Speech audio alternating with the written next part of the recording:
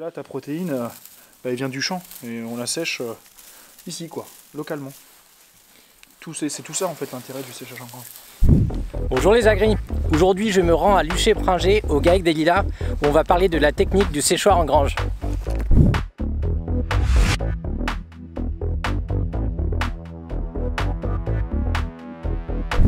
Donc nous on ne vend pas de matériel, entre guillemets, je m'en fous s'il y a une griffe bleue ou une griffe rouge dans le séchoir.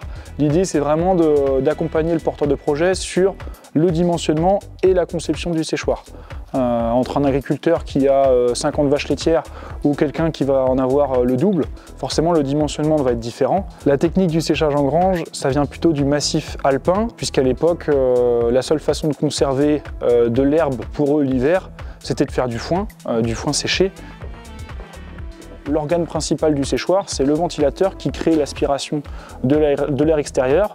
L'air circule dans ce qu'on appelle le capteur solaire, se réchauffe et après est soufflé sous le tas de foin pour se charger en humidité du foin qui est en cours de séchage, quoi. On a le bac acier qui fait office de toiture et en fait on a un isolant qui est juste en dessous, comme là juste ici de l'OSB. En fait on a une lame d'air qui passe entre ces deux matériaux. Et l'air au contact du bac acier, le bac acier qui est de couleur sombre, va se réchauffer. On va pouvoir espérer réchauffer l'air d'une dizaine de degrés. Donc la toiture après elle peut être composée soit de fibrociment, soit de bac acier ou soit de panneaux photovoltaïques. Quand on veut avoir un système de panneaux solaires, en fait il remplace le bac acier, c'est-à-dire qu'on a notre panneau solaire qui fait office de couverture, on met un OSB en dessous et on vient faire circuler l'air entre les deux matériaux. Alors que si on avait un bac acier et notre panneau photovoltaïque, en fait l'herbe elle passe en dessous mais elle ne récupère pas du tout les calories. Donc ça c'est hyper important. Tout est dimensionné en fonction du rythme de récolte du fourrage. Et donc là, par exemple, sur cette exploitation-là, on a un séchoir qui fait 400 tonnes, on a 4 cellules de 100 tonnes, et donc ça nous permet de pouvoir sécher et stocker le fourrage pour l'année. Donc la griffe à fourrage, c'est une griffe qui est fixée à la charpente et qui permet de prendre le fourrage quand il est ramené du champ, ou justement le reprendre une fois sec pour le distribuer soit directement aux vaches quand le séchoir est en phase de la stabulation, ou soit après il est redistribué au bol mélangeur, à l'automotrice, etc., etc. Quand on a un temps nuageux comme aujourd'hui, voire même la nuit, tu imagines bien qu'on ne peut pas sécher, qu'on ne peut pas réchauffer notre air. Donc en fait on a différents systèmes qu'on appelle communément des systèmes d'appoint qui nous permettent soit de déshumidifier l'air ou soit de la réchauffer.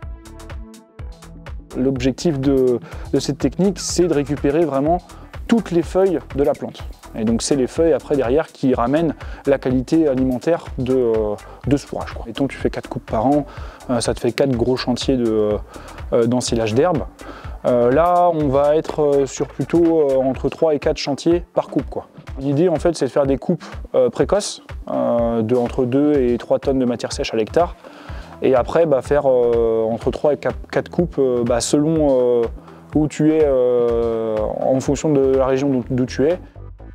On observe sur les derniers séchoirs qui ont été montés en 2023 et 2022 à peu près des bâtiments qui reviennent entre 1400 et 1700 € de la tonne, quoi. Donc ça c'est la capacité de stockage. Par exemple, on a un séchoir de 200 tonnes, bon ça va être entre 250 000 et 300 000 €, quoi. Une griffe, qu'on ait un séchoir de 50 tonnes ou un séchoir de 500 tonnes, ça va être à peu près les mêmes dépenses. Voilà, ce qui va changer, c'est la taille du ventilateur, c'est la portée du bâtiment, ça va être les différentes maçonneries, et c'est ça aussi qui intègre la fluctuation des prix sur le bâtiment, quoi. Si on a juste un capteur solaire pour réchauffer l'air, on va être plutôt à peu près entre 10 et 15 €, 10 à 20 €. Et en coût de fonctionnement, si on a un appoint, donc déshumidificateur ou générateur d'air chaud, on va être plutôt entre 20 et 25 €, quoi. Le ventilateur, là sur celui-là, je crois qu'on est à 37 kW. Et la griffe, je sais plus, je crois que ça doit être 10. L'intérêt vraiment du séchage en grange, c'est d'essayer d'optimiser la qualité du fourrage qu'on récolte au champ. d'aller chercher le maximum de valeur alimentaire qui se rapproche d'une herbe pâturée. Derrière, ça a aussi des avantages en transformation. Le fait d'être en fourrage sec et pas en fourrage fermenté, en fait, on va avoir une qualité sanitaire du lait qui sera meilleure.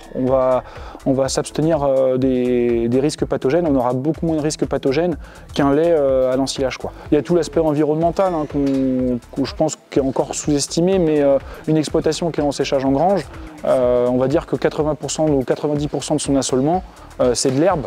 Et donc, qui dit herbe dit carbone stocké. Et le principal inconvénient, ça reste le prix de l'investissement. Et puis après, c'est pas les mêmes timings de récolte, quoi. C'est-à-dire qu'on va avoir des chantiers qui vont être beaucoup plus réguliers. Et donc, ça va demander un temps de travail plus important sur la période de récolte, quoi.